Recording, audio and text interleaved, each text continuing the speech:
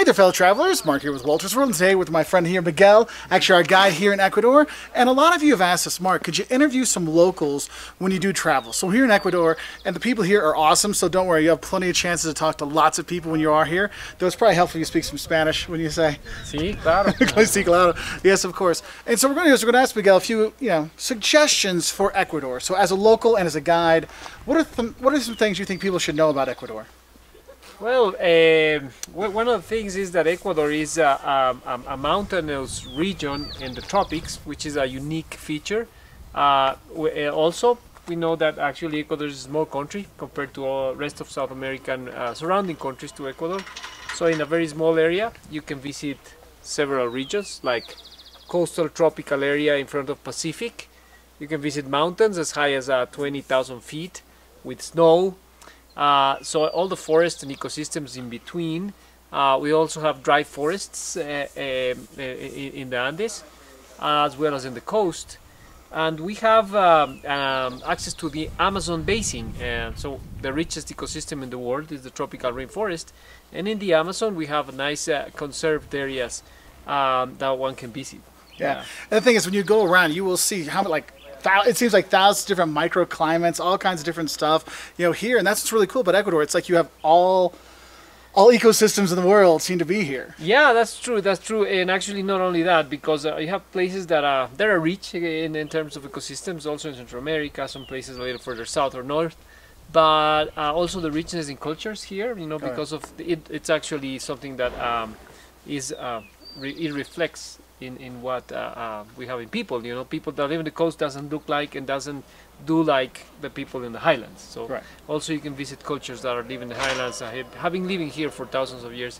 They are descendants of people that have traditional food, traditional celebrations around the different times of the year, depending on crops and things like that. Cool. And so you mentioned food. So people always ask us, so what do we eat when we're there? So what are a few things we have to have when we are here in Ecuador? Well, it's so diverse, so rich Ecuador that it's hard to say one or two of a few things. Each region has a lot to offer. But in the highlands, you have things made of the potatoes or with quinoa, which are nowadays foods that are more known than what it used to be before. See, they were cool before quinoa was cool. Like they had it here in Ecuador. So dishes made with corn, like wrapped foods in leaves, like tamales, we would call humitas. Ceviches from the coastal area and from the Amazon area. We have also wrapped food in green leaves, steamed. So many. Difficult to define one thing. Yeah. But one I like to see is hornado, which is just this pork. How would you explain it? I mean, well, when the Spaniards got here, they brought us new ingredients. Let's put it that way. But that accounts with talks about animals.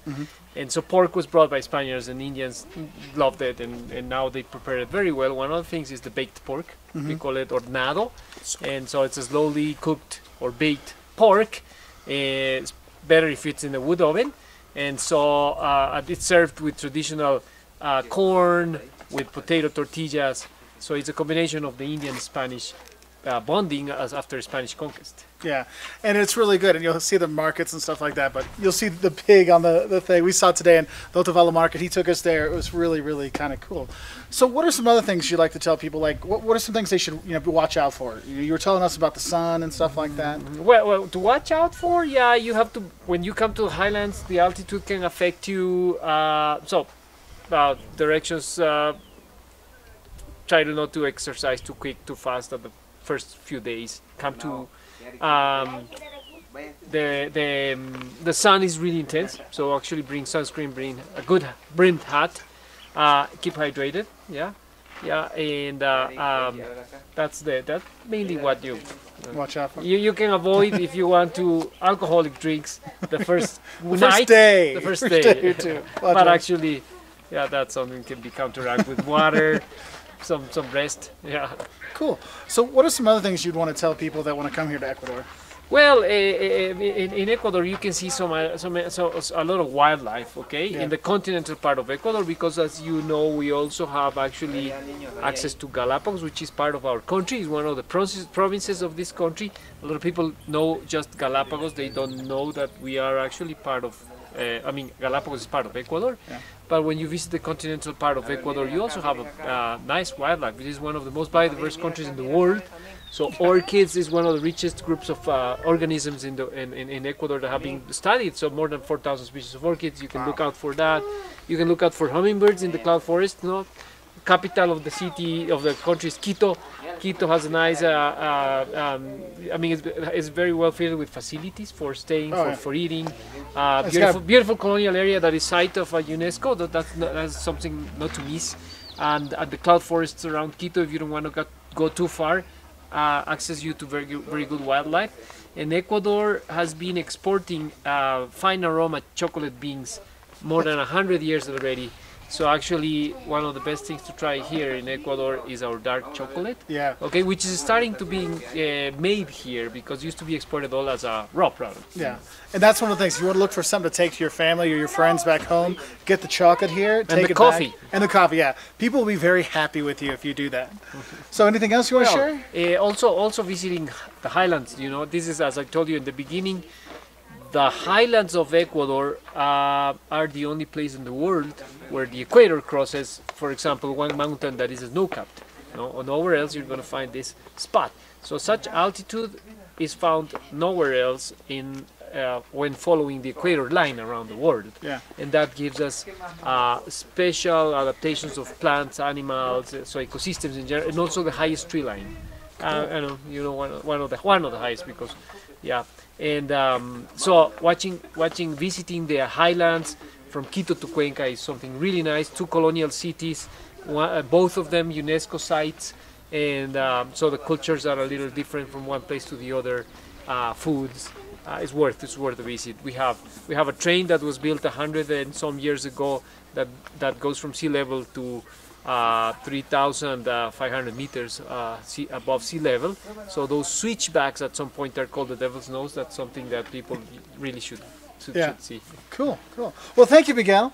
I appreciate it. He's been a great guide. If you are coming here to Ecuador, and if you can get Miguel, dude, he's a man. He's awesome. He'll go all over the country for you, and he knows all kinds of great stuff. And that's the thing is, getting a great guide. I mean, he's a great guide. I mean, even him not listening, getting a good guide can make a huge difference. But you get a great guy like Miguel, it's a really great time. So, if you want to learn more about coming to Ecuador, we've got videos. You know, the don'ts of visiting Ecuador, some things you should know before you come to Ecuador, things that'll shock you. Like sometimes you'll have popcorn as a side dish, and we didn't even talk about eating roasted guinea pig.